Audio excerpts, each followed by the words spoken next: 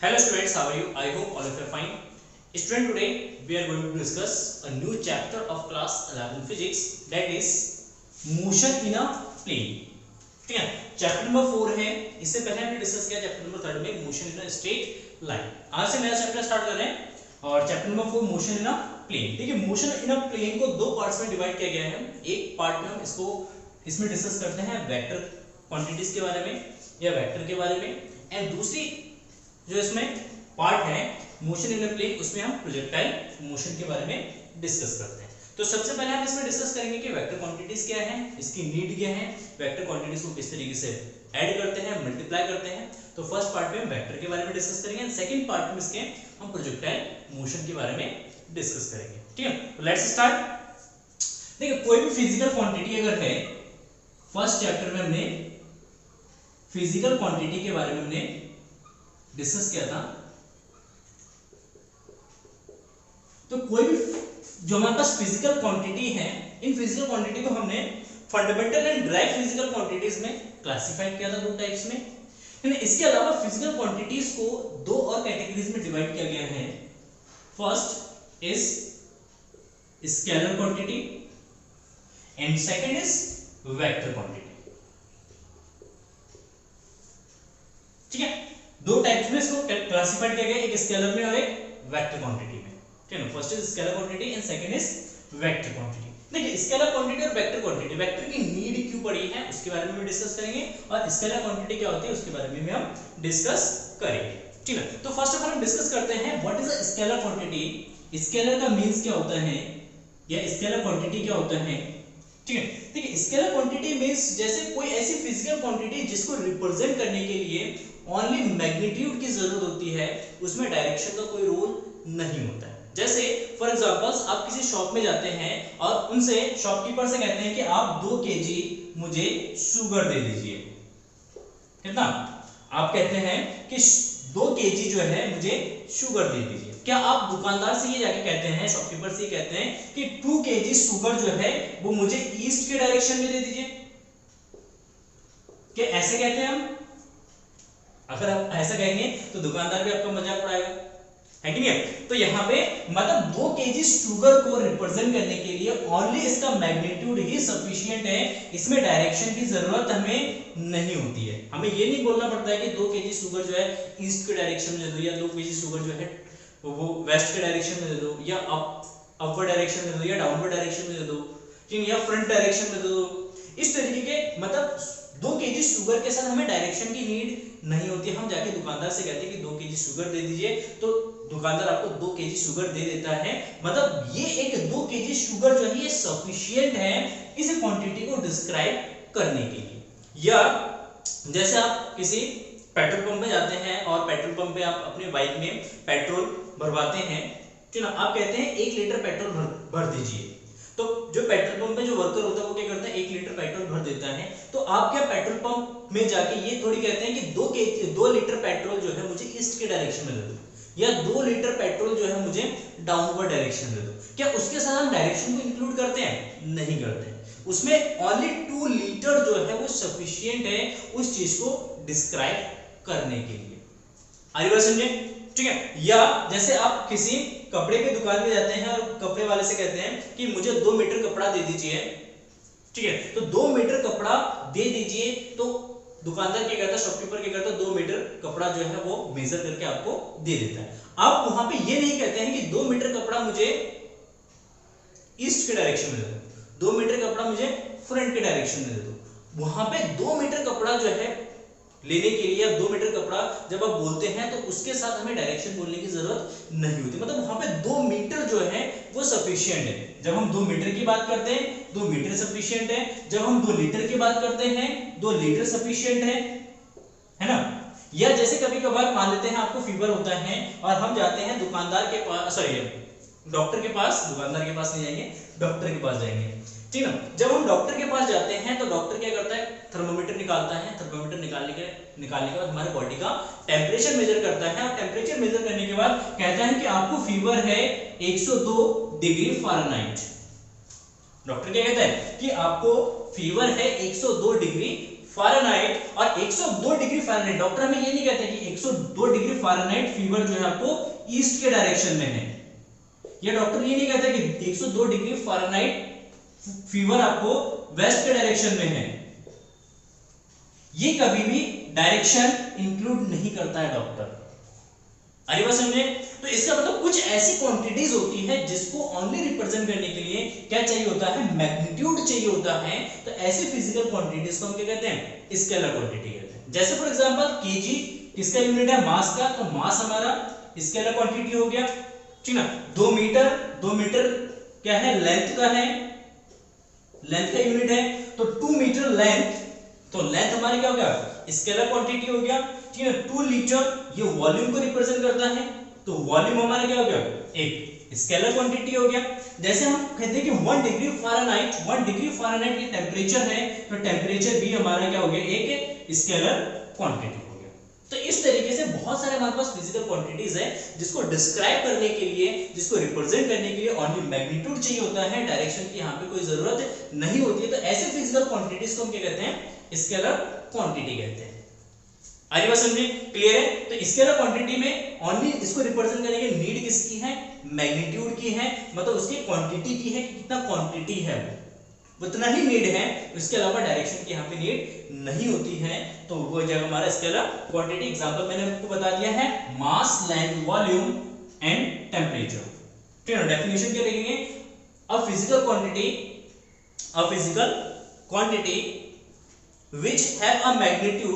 which have a magnitude but no direction is called scalar quantity। लिख लीजिए इसको, a physical quantity which have only magnitude but no direction is called scalar quantity। अच्छा, अब आते हैं हम vector quantity. अब देखिए कुछ ऐसे क्वांटिटीज होती है जिसको डिस्क्राइब करने के लिए क्या चाहिए होता है, डायरेक्शन की जरूरत होती है। जैसे फॉर एग्जांपल मान लेते हैं हमारे पास एक बॉक्स है, इसको फिल कराऊंगा वेक्टर को आपको, ठीक है। जैसे एक बॉक्स है, मैंने कहा इस बॉक्स पे आप 2 न्यूटन का फोर्स लगाओ, मैंने आपसे कह दिया कि इस बॉक्स पे 2 न्यूटन का फोर्स लगाओ। अब आप इसमें 2 न्यूटन का जब फोर्स लगाएंगे तो आप कंफ्यूज्ड है यहाँ पे कि 2 न्यूटन का फोर्स मैं इस डायरेक्शन में लगाऊं या 2 न्यूटन का फोर्स मैं इस डायरेक्शन में लगाऊं, या 2 न्यूटन का फोर्स मैं इस डायरेक्शन में लगाऊं, या 2 न्यूटन का फोर्स है इस डायरेक्शन में लगाऊं। किस डायरेक्शन में? क्योंकि हम कहते हैं कि 2 न्यूटन का फोर्स लगा दीजिए इसमें, अब 2 न्यूटन का फोर्स किस डायरेक्शन में, वो तो हमें नहीं पता ना।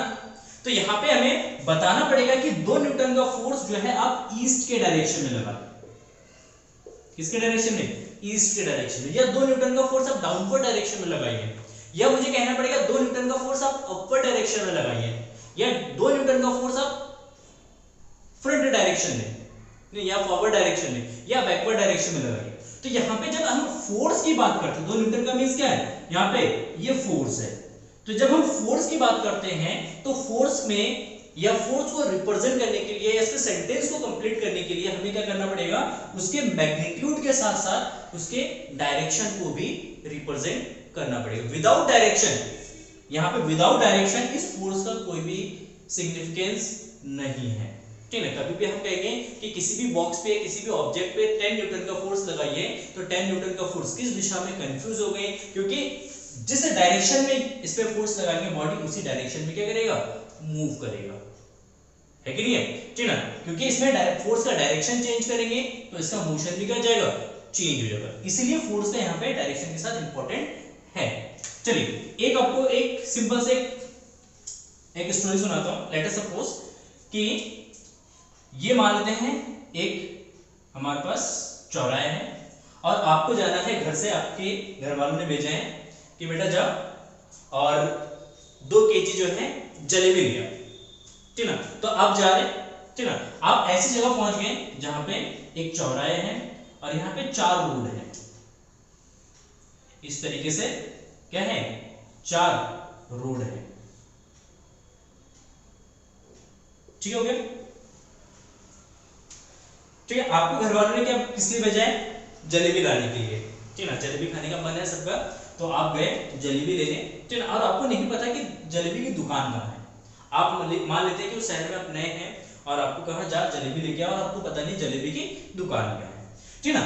जलेबी की दुकान मान लेते हैं यहाँ पे है, यहाँ पे जलेबी की दुकान है, और आप आए इस डायरेक्शन से, यहां से आया साइकिल चलाते हुए, बाइक से या किसी भी चीज से, ठीक है ना। और आप यहाँ पे पहुंचे, और यहाँ पे पहुंचने के बाद आपने किसी एक दूसरे पर्सन से पूछा कि यहाँ पे जलेबी की दुकान कहाँ है, ठीक है ना। आपने क्या पूछा एक पर्सन से कि यहाँ पे जलेबी की दुकान कहाँ है, आपने इस पर्सन से यहाँ पे पूछा।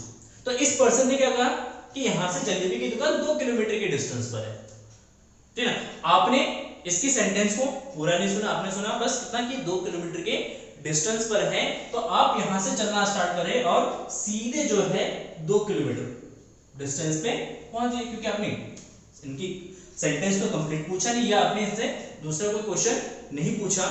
आपको इस व्यक्ति ने क्या बताया कि जलेबी की जो दुकान है वो 2 किलोमीटर के डिस्टेंस पर है, और आप सीधे निकल गए 2 किलोमीटर, ठीक है। अब यहां पे जाके आपको कोई दूसरा पर्सन मिला,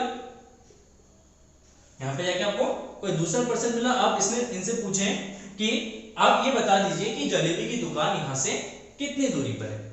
किसी पर्सन ने भेजा था मुझे कि 2 किलोमीटर के डिस्टेंस पर है, तो इस पर्सन ने क्या कहा कि यहां से जलेबी की दुकान जो है वो 3 किलोमीटर के डिस्टेंस पर है। कितना? 3 किलोमीटर। तो आप क्या करा, फिर आपने सेंटेंस सुना नहीं, और यहां से फिर आगे फिर आप 3 किलोमीटर के डिस्टेंस पे फिर चले गए। आपने सोचा पहले मैं 2 किलोमीटर पे आया, फिर 3 किलोमीटर पे आया, जलेबी की दुकान तो मिली नहीं। फिर आपने यहाँ पे एक और पर्सन से पूछा कि ये बता दीजिए कि यहाँ पे जलेबी की दुकान कहाँ है, और इस पर्सन ने कहा कि यहाँ से जलेबी की दुकान 6 किलोमीटर के डिस्टेंस पर है। आप फिर पूछने लगे कि पहले मैंने पूछा किसी से, वो कहता 2 किलोमीटर के डिस्टेंस पर है, फिर मैंने दूसरे पर्सन से पूछा, वो कह रहा 3 किलोमीटर के डिस्टेंस पर, आप कह रहे 6 किलोमीटर के डिस्टेंस पर। ये कैसी बात हुई? आप उससे थोड़ा सा आर्गुमेंट करने लग गए, तो उन्होंने समझाया कि आप गलत रूट पे आ गए, आपको गलत रूट बताया गया, और किसी ने आपको रूट बताया नहीं, आपने बस पूछा कि कितने डिस्टेंस पर है, तो पर्सन ने, उस व्यक्ति ने कहा 2 किलोमीटर, दूसरे ने कहा 3 किलोमीटर। आपने उनसे ये नहीं पूछा कि 2 किलोमीटर के डिस्टेंस पर तो है, लेकिन किस डायरेक्शन में है। आपने उनसे डायरेक्शन पूछना भूल गए, या उन्होंने डायरेक्शन आपको बताया नहीं होगा। तो इसीलिए आप जब यहाँ पे आपने देखा डायरेक्शन नहीं पता होने की वजह से आप गलत डायरेक्शन में चले गए, और जैसे आप गलत डायरेक्शन में चले गए तो बहुत ज्यादा डिस्टेंस पे आप पहुंच गए। यहां से जैसे आप वापस आएंगे तो आपने देखा, फिर आप इस पर्सन ने क्या कहा कि आप एक काम करिए, 6 किलोमीटर के डिस्टेंस पर है यहां से, आप ये करना कि पहले यहां से आप जाना पहले चौराहे पे 4 किलोमीटर पे, ठीक ना, और 4 किलोमीटर के बाद यहां से आने के बाद आप अपने किस में जाना, राइट हैंड में, सॉरी लेफ्ट हैंड में मुड़ जाना। इन्होंने क्या कहा कि आप यहां से जाइए 4 किलोमीटर के डिस्टेंस पे और लेफ्ट में मुड़ना, और लेफ्ट में मुड़ने के बाद जो है 2 किलोमीटर और चलना, जलेबी की दुकान तक आप पहुंच जाएंगे। तो यहां से आए 4 किलोमीटर, फिर आगे आपने यू टर्न लिया, और यू टर्न लेके फिर 2 किलोमीटर पे यहां पहुंचे, तो आपको यहां पे जलेबी की दुकान मिल गई। और जैसे आप जलेबी की दुकान पे पहुंचे, जलेबी तो खत्म हो चुकी थी, क्योंकि आपने अपना टाइम वेस्ट कर दिया। कहाँ टाइम वेस्ट किया? पहले 2 किलोमीटर चलने में, फिर 3 किलोमीटर चलने में, फिर 6 किलोमीटर चलने में। तो इतने टाइम में जलेबी वाला अपना जलेबी बेच के वो जाने लगा। तो इसका मतलब क्या है कि आपने जो टाइम वेस्ट किया है उसका पनिशमेंट आपको मिला कि आपको जलेबी यहाँ पे नहीं मिलेगी। तो इसका मतलब यह है कि कोई भी एक क्वांटिटीज होती है, उस क्वांटिटीज को डिस्क्राइब करने के लिए कभी कभी हमें मैग्नीट्यूड के साथ साथ डायरेक्शन की भी जरूरत पड़ती है। तो यहाँ पे डायरेक्शन किसकी थी?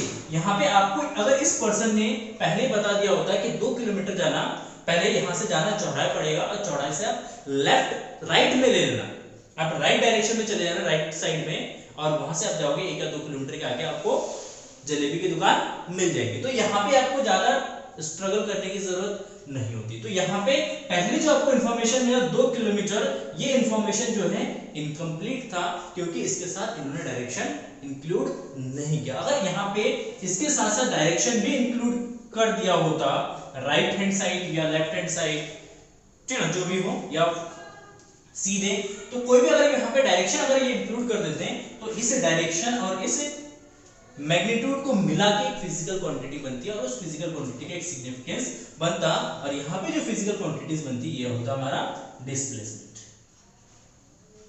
तो इसका मतलब है कि डिस्प्लेसमेंट जो है हमारा फिजिकल क्वांटिटी है जिसको डिस्क्राइब करने के लिए हमें मैग्नीट्यूड भी चाहिए और हमें डायरेक्शन भी चाहिए। क्लियर? ठीक है, तो ऐसे फिजिकल क्वांटिटीज को जिसमें डायरेक्शन मैग्नीट्यूड के साथ साथ डायरेक्शन की भी जरूरत पड़ती है, तो ऐसे फिजिकल क्वांटिटीज को हम वेक्टर क्वांटिटी कहते हैं। ठीक है, this is called vector quantity. एक और फील लगा, एक और स्टोरी सुनाता हूं, थोड़ा सा और फील आएगा आपको। ठीक है, देखिए अब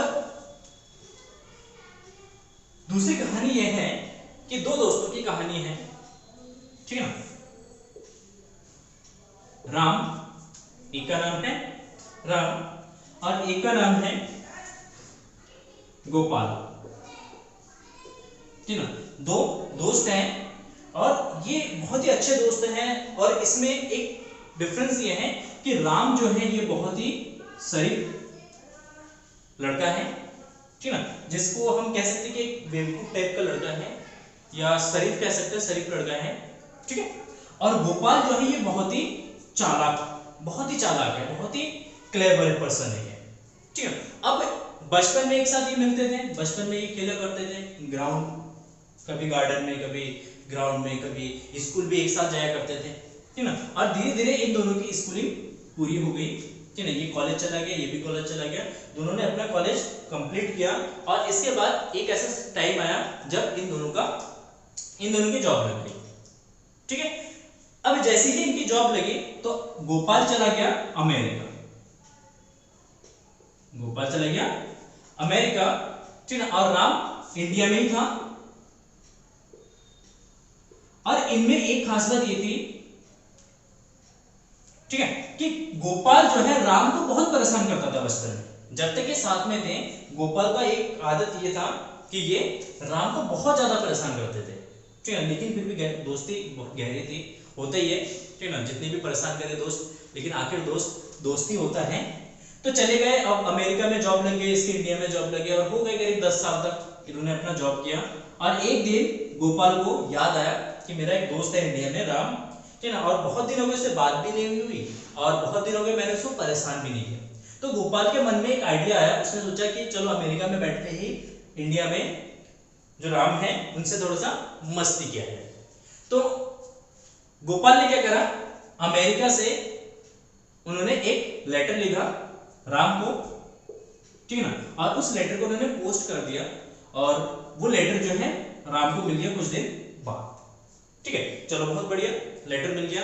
तो गोपाल ने उसमें कुछ इमोशनल लाइंस भी मिले थे, दोस्त हम दोनों बहुत मतलब खेलते थे, बहुत शरारतें करते थे, बहुत जगह हम घूमने भी जाते थे साथ साथ में बड़े हैं, आज बहुत तेरी याद आ रही है। इस तरीके से बहुत इमोशनल उन्होंने लाइंस वाइंस लिखी है। ठीक है, और इसके बाद उन्होंने एक पैराग्राफ और लिखा, उसमें ये लिखा हुआ था कि दोस्त देख, आज मैं अमेरिका में हूँ और जो है मेरा जो स्वास्थ्य है, हेल्थ है, वो बहुत खराब है और हो सकता है कि मैं आने वाले 1-2 साल में मेरी डेथ हो जाए। मतलब थोड़ा सा इन्होंने सोचा, मजाक करते हैं तो, और ये सोचा कि 1-8 साल में मेरी डेथ हो जाएगी। लेकिन मैं तुझे एक बात बताना भूल गया कि मैं जब इंडिया में था तो मेरे पास बहुत सारे पैसे थे, बहुत सारा मेरे पास खजाना था और उस खजाने को मैंने जो है एक जगह छुपा के रखा है। और तू मेरा एक बेस्ट फ्रेंड है, बहुत अच्छा क्लोज फ्रेंड है, तो मैं ये चाहता हूँ कि वो खजाना जो है वो तुझे मिले, मतलब वो खजाना मैं तुझे देना चाहता हूँ। ठीक है, और उस खजाने का जो हकदार है वो बेसिकली तू ही है। चलो इतना पूरा लेटर लिख दिया और फिर राम ने आगे पढ़ा तो गोपाल ने उस लेटर में उस खजाने का एड्रेस लिखा था।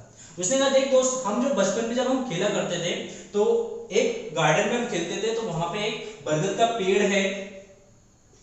ठीक है, एक बरगद का पेड़ है, उस बरगद के पेड़ के पास में मैंने अपना खजाना छुपा के रख दिया।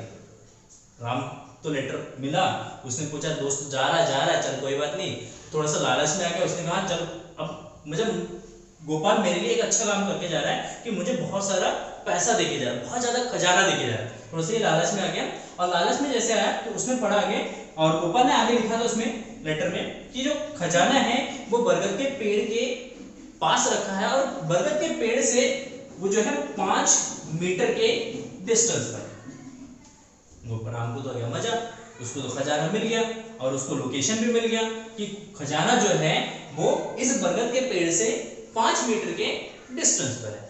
चलो मजा आ गया। और वो राम जो है लेटर पढ़ के फिर वो क्या रिप्लाई करता है गोपाल को, उसने कहा पहले खजाना निकालते हैं फिर गोपाल को रिप्लाई करेंगे, ठीक है ना। फिर वो गए दौड़ दौड़ भागते भागते वो बरगद के पेड़ के पास गए गार्डन में, ठीक है ना। और फिर जैसे ही वो बरगद के पेड़ पे पहुंचे तो उसका दिमाग या उसका जो होश है वो ठिकाने आ गया। उसने कहा मैं बरगद के पेड़ के पास तो पहुंच गया, अब खजाना कहां ढूंढूं। गोपाल ने कहा 5 मीटर के डिस्टेंस पर है, तो उसने पहले इधर जाके 5 मीटर के डिस्टेंस पे यहां पे उन्होंने गड्ढा खोद दिया, कुछ नहीं मिला।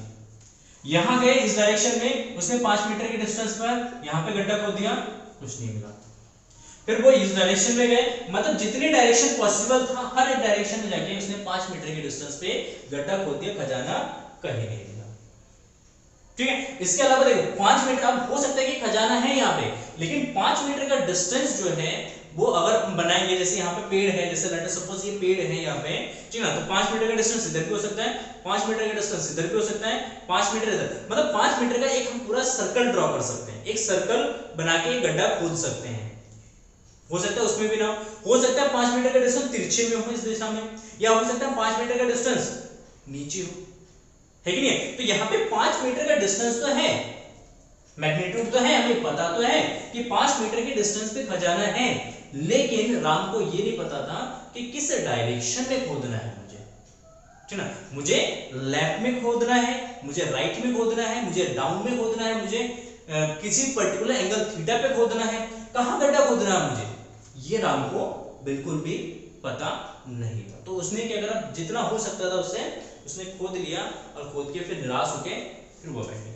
अब इस स्टोरी से मुझे हमें ये सीखने को मिलेगा कि इस स्टोरी में क्या कमी है, मतलब किस चीज की कमी थी यहाँ पे ये चीज, एक चीज मिसिंग था कि जब अमेरिका से गोपाल ने, एक तो गोपाल ने जो लेटर लिखा था वो राम को परेशान करने के लिए लिखा था, और राम परेशान भी हो गया, लेकिन यहाँ पे गोपाल अगर चाहता तो यहाँ पे 5 मीटर के साथ साथ एक डायरेक्शन भी बता सकता था, लेकिन अगर वो डायरेक्शन बताता तो उतना ज्यादा मजा गोपाल को नहीं होता, ठीक है, क्योंकि अगर एक डायरेक्शन बता दिया जाता है कि 5 मीटर का डिस्टेंस, 5 मीटर ईस्ट के डायरेक्शन में, या 5 मीटर वेस्ट के डायरेक्शन में, या 5 मीटर डाउन डायरेक्शन में, अगर यहाँ पे डायरेक्शन इंक्लूड कर देते तो राम को उतनी मेहनत करने की जरूरत नहीं होती, और उसकी मतलब उतना ज्यादा वो मेहनत भी उसको नहीं करना पड़ा। तो इसका मतलब है यहाँ पे इस क्वांटिटी को डिस्क्राइब करने के लिए हमें क्या चाहिए, एक डायरेक्शन भी चाहिए, ठीक है। तो इसलिए डायरेक्शन का भी एक अपना इंपॉर्टेंस होता है, डायरेक्शन का भी एक बहुत बड़ा रोल होता है किसी भी एक फिजिकल क्वांटिटीज में। तो यहाँ पे 5 मीटर डायरेक्शन अगर इंक्लूड कर देंगे तो ये हमारा अगेन क्या बन जाएगा, डिस्प्लेसमेंट बन जाएगा, क्या बन जाएगा, डिस्प्लेसमेंट, ठीक है। तो कुछ ऐसे फिजिकल क्वांटिटीज होती है जिसको डिस्क्राइब करने के लिए, जिसको रिप्रेजेंट करने के लिए मैग्नीट्यूड के साथ साथ डायरेक्शन की भी जरूरत होती है, और ऐसे फिजिकल क्वांटिटीज को हम क्या कहते हैं, वेक्टर कहते हैं। क्लियर है। तो यहाँ पे दोनों में अगर डिफरेंस देखते हैं स्केलर क्वांटिटी और वेक्टर क्वांटिटी में, तो स्केलर क्वांटिटी को रिप्रेजेंट करने के लिए ओनली मैग्नीट्यूड चाहिए, एंड वेक्टर क्वांटिटी को रिप्रेजेंट करने के लिए ओनली मैग्नीट्यूड प्लस डायरेक्शन चाहिए। इसके लिए ओनली क्या चाहिए, मैग्नीट्यूड, एंड इसके लिए magnitude plus direction, magnitude plus direction, ठीक है। अब कोई भी फिजिकल क्वांटिटीज वेक्टर क्वांटिटी है, उसके पास मैग्नीट्यूड भी है, उसके पास डायरेक्शन है, तो ऐसी फिजिकल क्वांटिटीज लेते हैं, जैसे लेट अस सपोज हम करंट लेते हैं, करंट हमें पता है, करंट जब फ्लो होता है तो उसका मैग्नीट्यूड होता है, जैसे लेट अस सपोज किसी सर्किट में 5 एम्पीयर का करंट फ्लो हो रहा है, लेट अस सपोज ये कोई सर्किट का पार्ट है और इसमें करंट फ्लो हो रहा है 5 एम्पीयर का, और डायरेक्शन है A टू B। तो ये जो करंट है, करंट जो फिजिकल क्वांटिटी है, इस करंट के पास मैग्नीट्यूड भी है और इसके पास एक डायरेक्शन भी है, डायरेक्शन है A टू B, लेकिन डायरेक्शन एंड मैग्नीट्यूड होने के बाद भी करंट एक स्केलर क्वांटिटी है। ठीक है। तो इसका मतलब है वेक्टर क्वांटिटी को डिस्क्राइब करने के लिए, वेक्टर क्वांटिटी को डिफाइन करने के लिए एक चीज की और जरूरत होगी, वो है वेक्टर लॉस। वेक्टर लॉस मतलब ऐसी फिजिकल क्वांटिटीज जिसमें मैग्नीट्यूड है, डायरेक्शन है, और डायरेक्शन के साथ साथ वो वेक्टर लॉस को भी फॉलो करता है, या वेक्टर लॉस को अगर फॉलो नहीं करता है, मैग्नीट्यूड है, डायरेक्शन है और वेक्टर लॉ को फॉलो नहीं करता है, तो उस कंडीशन में वो एक स्केलर क्वांटिटी होगा। जैसे हमारे पास करंट है, करंट कभी भी वेक्टर लॉ को फॉलो नहीं करता। वेक्टर लॉ को पढ़ेंगे, वेक्टर लॉ में क्या वेक्टर एडिशन है, वेक्टर मल्टीप्लिकेशन है, वेक्टर सब्ट्रैक्शन है, वो अलग है। जैसे हम अलजेब्रिकली हम ऐड करते हैं, जैसे फॉर एग्जांपल मान लो कि आप कहीं मार्केट गए और मार्केट से आपने क्या करा, 2 केजी मैंगो ले लिया, ठीक है, 2 केजी मैंगो लिया, ठीक ना, फिर दोबारा गए आपके घर से कोई, वो 3 केजी मैंगो और लेके आए। टोटल कितना मैंगो है आपके घर में? 2 + 3 5 केजी। तो जब हम 2 और 5 को ऐड करते हैं, 2 और 5 को ऐड करते हैं, तो उस कंडीशन में उसका एडिशन जो हम करते हैं वो अलजेब्रिकली करते हैं, एंड 2 and 3 का एडिशन हमेशा 5 आएगा। 2 और 5 का एडिशन हमेशा कितना आएगा? 5 का। किसके अकॉर्डिंग? अलजेब्रिकली, या अलजेब्रा जो हम पढ़ते हैं, अलजेब्रा के अकॉर्डिंग 2 and 3 का एडिशन हमेशा 5 आएगा। लेकिन अगर कोई वेक्टर क्वांटिटी है, उस वेक्टर क्वांटिटी का जो एडिशन है 2 and 3 का एडिशन वो 5 भी हो सकता है, 2 और 3 का एडिशन वो 1 भी हो सकता है, ठीक है। जैसे फॉर एग्जांपल एक बॉक्स है और इस बॉक्स में 2 न्यूटन का फोर्स हम इस डायरेक्शन में लगाते हैं और इस बॉक्स में इधर से 3 न्यूटन का फोर्स लगाते हैं, तो नेट फोर्स इसमें कितना होगा? नेट फोर्स हो जाएगा F = 3 - 2 = 1 न्यूटन। किस डायरेक्शन में? इस डायरेक्शन में। तो मिनिमम कितना जाएगा इसका? 1 आ जाएगा। अच्छा, अगर ये फोर्स दोनों जो है सेम डायरेक्शन में एक्ट करे, इधर 2 न्यूटन, यहाँ पे 3 न्यूटन सेम डायरेक्शन में है, तो यहाँ पे फोर्स आ जाएगा 3 + 2 = 5 न्यूटन। मतलब यहाँ पे इन दोनों पे अगर ऐड कर रहे हैं, सॉरी, इन दोनों पे अगर फोर्स मतलब लगा रहे हैं 2 न्यूटन और 3 न्यूटन, तो इन दोनों का एडिशन जो है वो 1 न्यूटन आ रहा है। अगर इस तरह से अगर फोर्स लगा रहे हैं तो इनका एडिशन कितना आ रहा है? 5 आ रहा है। तो इसका मतलब है वेक्टर लॉ कुछ अलग होते हैं, जहां पे एडिशन और सब्ट्रैक्शन कुछ अलग तरीके से किया जाता है, वो अलजेब्रा के अकॉर्डिंग नहीं होता है। अगर यहाँ पे थीटा चेंज करेंगे तो बाकी F का मैग्नीट्यूड भी हमारा क्या होगा? चेंज होगा। आरी बात समझे? तो इसका मतलब है वेक्टर जो क्वांटिटीज होती है वो वेक्टर क्वांटिटी वो होंगी जो मैग्नीट्यूड, जिसके पास मैग्नीट्यूड हो, डायरेक्शन हो और उसके साथ साथ वो वेक्टर लॉस को भी फॉलो करे। तो ऐसे फिजिकल क्वांटिटीज को हम कहेंगे, क्या कहेंगे? वेक्टर कहेंगे, ठीक है ना। जैसे अगर करंट को ऐड करते हैं, लेट अस सपोज अगर करंट को ऐड करते हैं, जैसे यहां से आया करंट 2 एम्पियर, ठीक ना, 90 डिग्री पे करंट आया 3 एम्पियर, ठीक है ना, और यहां से करंट निकल के गया कितना? 2 और 3 5 एम्पियर। तो यहाँ पे अगर ये एंगल 90 डिग्री का है, तो इन दोनों का एडिशन जो है वो एंगल पे डिपेंडेंट नहीं है, मतलब ये वेक्टर लॉ को फॉलो नहीं करता है। तो इसलिए करंट जो है उसके पास मैग्नीट्यूड भी है, डायरेक्शन भी है, और इन दोनों के होते हुए भी स्केलर क्वांटिटी कहलाता है। जैसे फॉर एग्जांपल अगर हम लेते हैं एक और क्वांटिटी, जैसे मान लेते हैं कि अगर हमारे पास टाइम है, टाइम पे कोई डायरेक्शन होता है? बिल्कुल होता है। अगर हम बात करेंगे टाइम की, तो टाइम जो है देखेंगे तो टाइम हमेशा आ रहा है कहां से? टाइम का हमेशा एक डायरेक्शन है, वो आ रहा है पास्ट से प्रेजेंट में, और फिर प्रेजेंट से कहां जा रहा है वो? फ्यूचर में। कैसे तो हो रहा है? हमारा पास्ट से है प्रेजेंट में, प्रेजेंट से हम कहां जाएंगे? फ्यूचर में। तो टाइम का भी अपना एक डायरेक्शन है, पास्ट से प्रेजेंट, प्रेजेंट से फ्यूचर, जिसका भी डायरेक्शन, ये डायरेक्शन कभी भी चेंज नहीं हो सकती। कभी भी हम फ्यूचर से प्रेजेंट में नहीं जा सकते, प्रेजेंट से कभी भी पास्ट में नहीं जा सकते। ये डायरेक्शन हमारा क्या है? फिक्स्ड है। इसके बाद भी टाइम जो है एक स्केलर क्वांटिटी, इसका मैग्नीट्यूड भी है और एक डायरेक्शन भी है, पास्ट से प्रेजेंट, प्रेजेंट से फ्यूचर। तो डायरेक्शन ये हो गया, मैग्नीट्यूड कितने घंटे? 2 घंटे, 4 घंटे, 5 घंटे या 10 मिनट्स, ठीक है, 1 डे, 1 ईयर।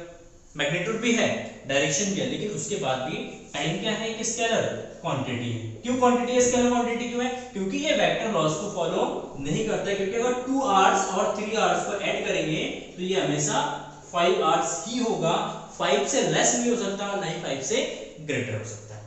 लेकिन वेक्टर लॉस में ये 5 से लेस हो सकता है, ग्रेटर तो नहीं हो सकता, लेकिन 5 से लेस हो सकता है।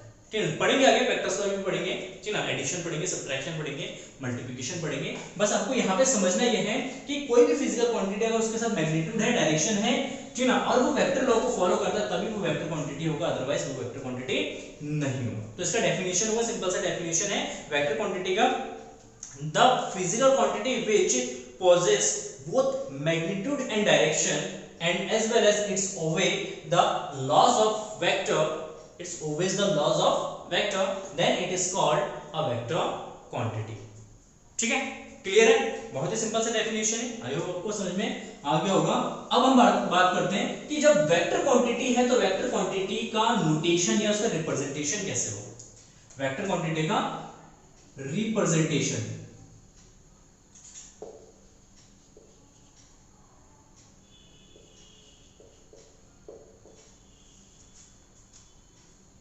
ठीक है, रिप्रेजेंटेशन ऑफ वेक्टर क्वांटिटी या नोटेशन हम बोल सकते हैं, नोटेशन ऑफ वेक्टर। देखिए सिंपल सा नोटेशन होता है, इसको हम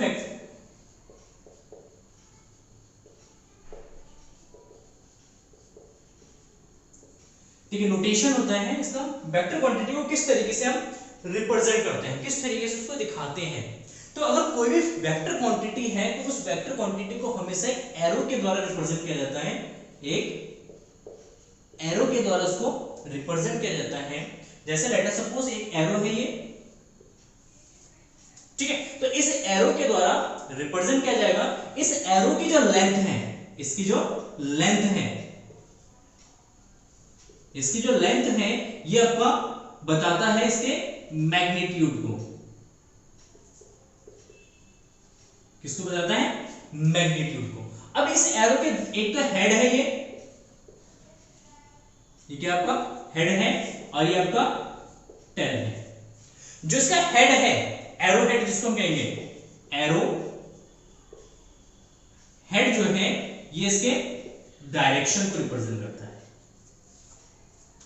जैसे अगर ये इस डायरेक्शन में, इसकी डायरेक्शन में तो वेक्टर इस डायरेक्शन में होगा, अगर ये वेस्ट डायरेक्शन में तो इस डायरेक्शन में होगा, अगर नॉर्थ में है तो नॉर्थ के डायरेक्शन में होगा, ठीक है, साउथ, और ये डाउनवर्ड डायरेक्शन में। तो ये जो एरो हेड है, एरो हेड हमेशा वेक्टर के डायरेक्शन को रिप्रेजेंट करता है।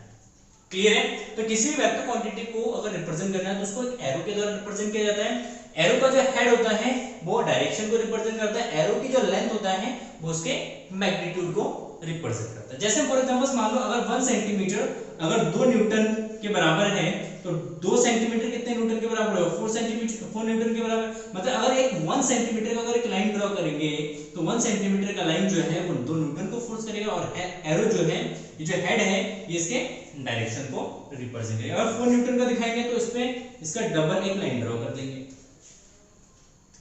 आगे बात समझे, क्लियर है। तो सबसे पहले नोटेशन इसमें क्या है कि जब भी किसी वेक्टर क्वांटिटी को रिप्रेजेंट किया जाता है तो उसको एक एरो के द्वारा रिप्रेजेंट किया जाता है, और उस एरो की जो लेंथ है वो मैग्नीट्यूड होता है, उसका एरो हेड जो है वो उसके डायरेक्शन को रिप्रेजेंट करता है। अब इस वेक्टर क्वांटिटी को हमें अगर दर्शाना है, इसको अगर रिप्रेजेंट करना है तो इसके लिए हम जो लेटर यूज करते हैं वो कैपिटल लेटर यूज किया जाता है। कोई भी फिजिकल क्वांटिटी है, उस फिजिकल क्वांटिटी अगर वेक्टर क्वांटिटी है तो उसको रिप्रेजेंट करने के लिए हमेशा हम क्या करेंगे, कैपिटल लेटर से उसको रिप्रेजेंट करेंगे। लेटर सपोज ये अगर एक वेक्टर ए है तो इसको लिखेंगे वेक्टर ए, और ऊपर इसका एक एरो का साइन बना देंगे। ये एरो का साइन इसको इंडिकेट करता है कि वेक्टर क्वांटिटी है।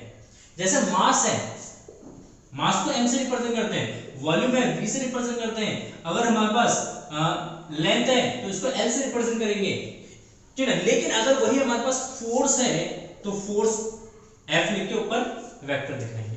अगर हमारे पास एरिया है, एरिया भी एक वेक्टर क्वांटिटी होता है तो उसके ऊपर ये दिखाएंगे। अगर हमें दिखाना है इलेक्ट्रिक फील्ड को तो ये भी एक वेक्टर क्वांटिटी है तो इसके ऊपर भी क्या दिखाएंगे, वेक्टर लगाएंगे।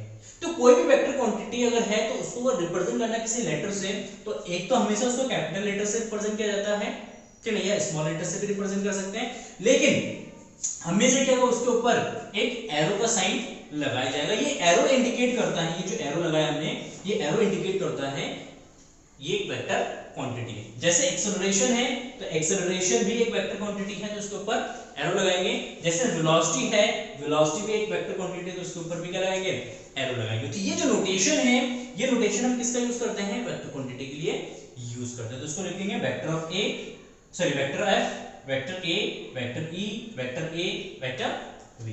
चलिए इसको इस तरीके से रीड किया जाता है।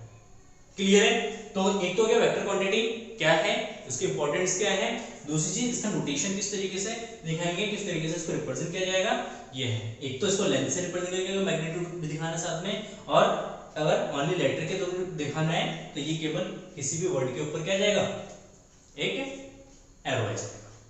ठीक हो गया? क्लियर है ना? ये तो गया इसका नोटेशन। ना अब हम बात करते हैं टाइप्स ऑफ वेक्टर की। कितने टाइप्स के वेक्टर है, टाइप्स ऑफ वेक्टर।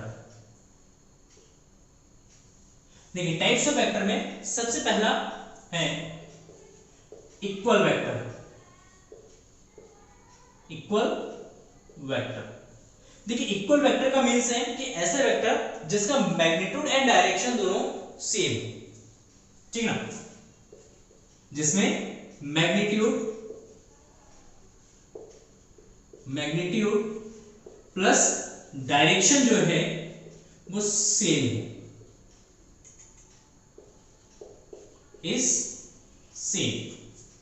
अगर मैग्नीट्यूड एंड डायरेक्शन सेम है तो उस कंडीशन में दोनों को हम क्या कहते हैं, इक्वल वेक्टर कहेंगे। लेट अस सपोज ए वेक्टर इस दिशा में है, इसकी लेंथ है 10 centimetre, it is A vector, and this is B vector, इसकी लेंथ भी 10 सेंटीमीटर, दोनों का डायरेक्शन सेम है, तो इसका मतलब है vector A is equal to vector of B. Vector A is equal to vector of B. Clear है? कोई दिक्कत नहीं। Second opposite vector, opposite vector, then opposite vector means ऐसे वेक्टर जिनमें डायरेक्शन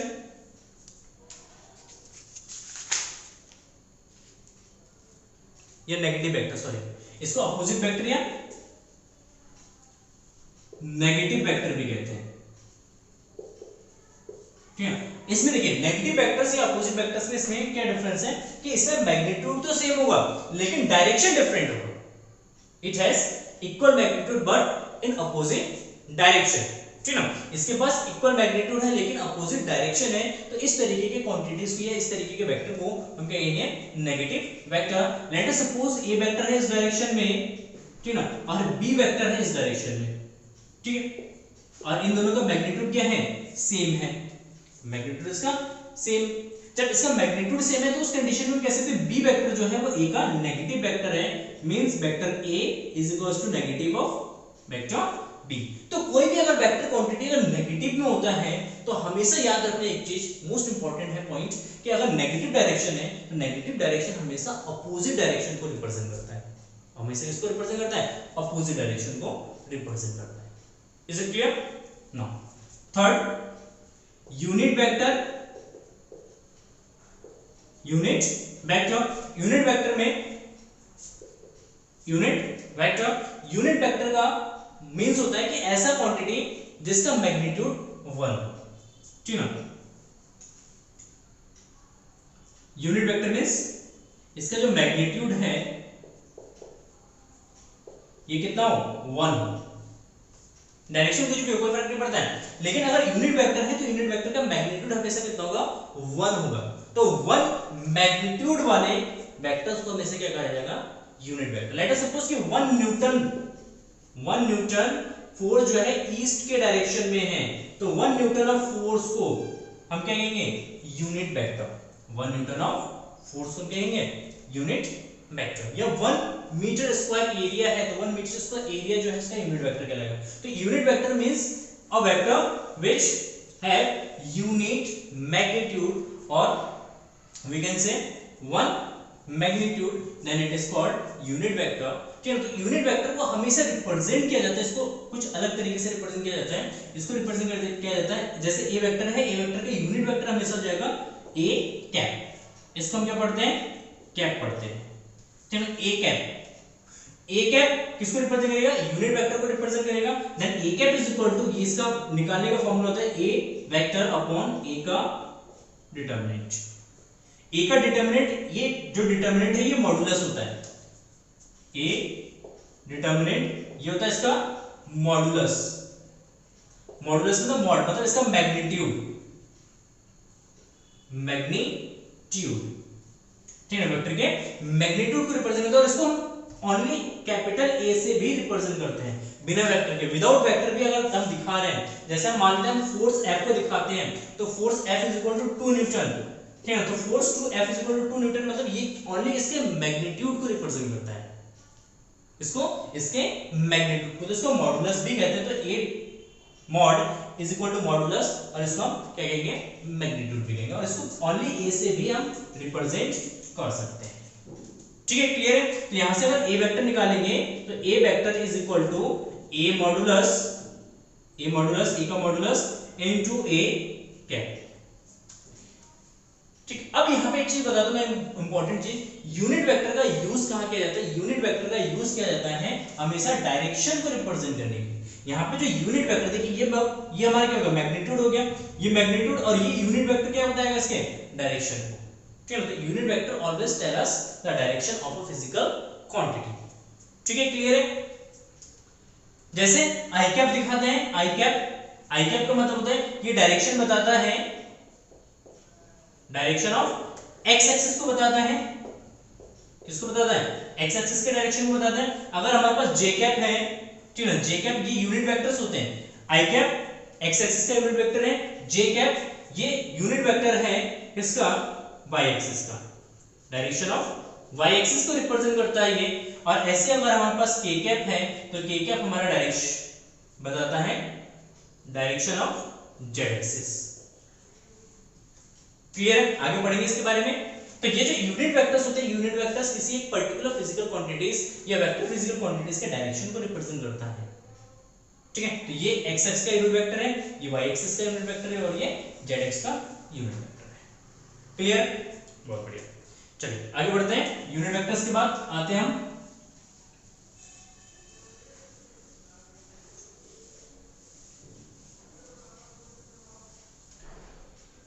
यूनिट वेक्टर के बाद आते हैं हम इक्वल वेक्टर हो गया हमारा, collinear vector, coinitial vector, coinitial vector,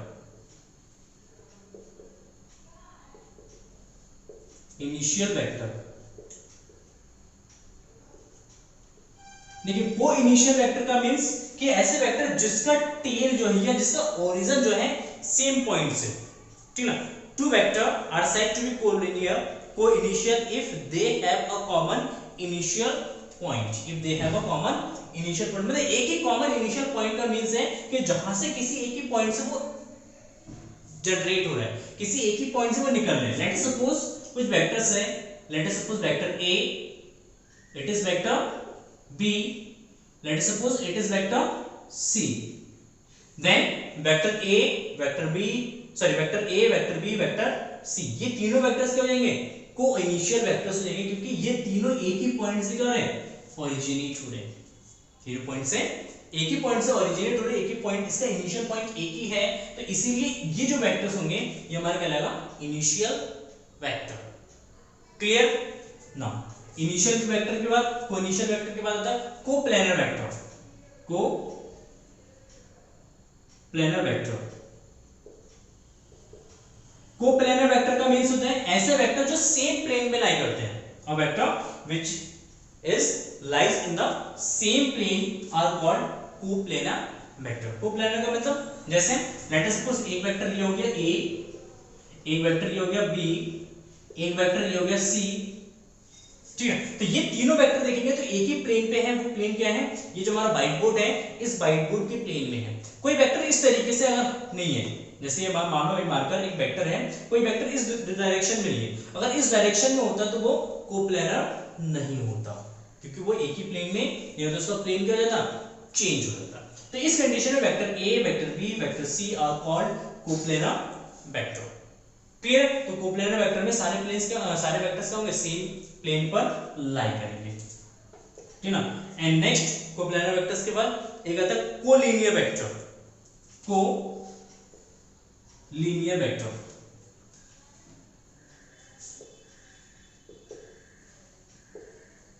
ठीक है, कोलिनियर वेक्टर और पैरेलल वेक्टर भी कह सकते हैं उसको हम। कोलिनियर वेक्टर मतलब ऐसे वेक्टर्स जो पैरेलल हो, ऐसे वेक्टर्स जो क्या या तो एक ही लाइन पर हो, लेट अस सपोज ए वेक्टर्स, ये बी वेक्टर है और ये ए वेक्टर एक ही लाइन पर है, तो ये दोनों कोलिनियर्स हो सकते हैं। या कोई भी वेक्टर एक दूसरे के पैरेलल हो, जैसे let us suppose vector A and vector B, ये दोनों एक दूसरे के पैरेलल हो, चाहे इनका मैग्नीट्यूड डिफरेंट है, लेकिन डायरेक्शन अगर सेम है, सेम डायरेक्शन में, सेम प्लेन में है, सेम डायरेक्शन में है, या एक ही लाइन पर है, तो उस condition vector A and vector B are called collinear vector. Collinear vector simple सी बात है कि अगर सेम डायरेक्शन में या वेक्टर अगर एक दूसरे के पैरेलल हैं, तो उस कंडीशन में उस पैरेलल वेक्टर्स को कहेंगे कोलिनियर वेक्टर। ठीक है ना। एंड लास्ट आता है कोटर्मिनस वेक्टर। कोटर्मिनस वेक्टर्स मींस कि ऐसे वेक्टर जो एक ही पॉइंट पे जाके टर्मिनेट होते हैं।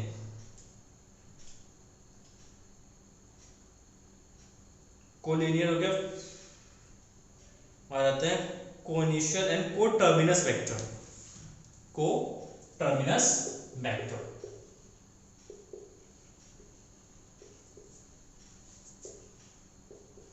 कोटर्मिनस वेक्टर। देखिए कोटर्मिनस वेक्टर का मींस कि ऐसे वेक्टर जो एक ही पॉइंट पे आके क्या होते हैं, टर्मिनेट होते हैं, या जिसका सेम टर्मिनल पॉइंट है, मतलब सेम पॉइंट पे ये टर्मिनेट हो गए। लेट अस सपोज ये वेक्टर्स हो गए vector A, vector B and vector C, ये तीनों आके एक ही प्लेन, एक ही पॉइंट पे क्या हो रहे हैं, टर्मिनेट्स हो रहे हैं।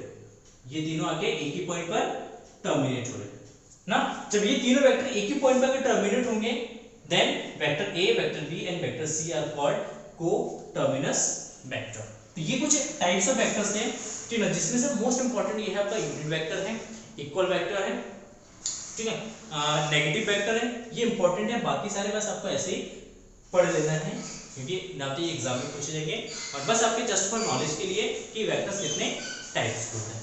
आई होप आपको ये समझ में आ गया होगा वेक्टर कितने टाइप्स के होते हैं। नेक्स्ट वीडियोस में हम डिस्कस करेंगे laws of vector. Most important है, मोस्ट इंपॉर्टेंट है। जिसने फिजिक्स में लॉज ऑफ वेक्टर सीख लिया, उसके लिए फिजिक्स जो है, मतलब मान लीजिए आधी फिजिक्स जो है आपके लिए सिंपल है, बहुत ही सिंपल हो जाता है फिजिक्स जब आप वेक्टर को इजीली और अच्छे तरीके से उसकी स्टडी कर लेते हैं। क्योंकि फिजिक्स में हम बहुत सारे फिजिकल क्वांटिटीज ऐसे होते हैं जो वेक्टर्स लॉ को फॉलो करते हैं, तो इसलिए उस क्वांटिटीज को डील करने के लिए, उस क्वांटिटीज के साथ डील करने के लिए हमें वेक्टर्स लॉ आने चाहिए, ठीक है। तो इसलिए वेक्टर वाला जो चैप्टर है ये मोस्ट इंपॉर्टेंट है फिजिक्स में, तो इसलिए इसको बहुत ही अच्छे तरीके से हर एक कॉन्सेप्ट को क्लियर करके इसको स्टडी करना। एंड नेक्स्ट वीडियो में मिलते हैं, तब तक के लिए आप पढ़ते रहिए। And thank you for watching this video and have a nice day, bye bye.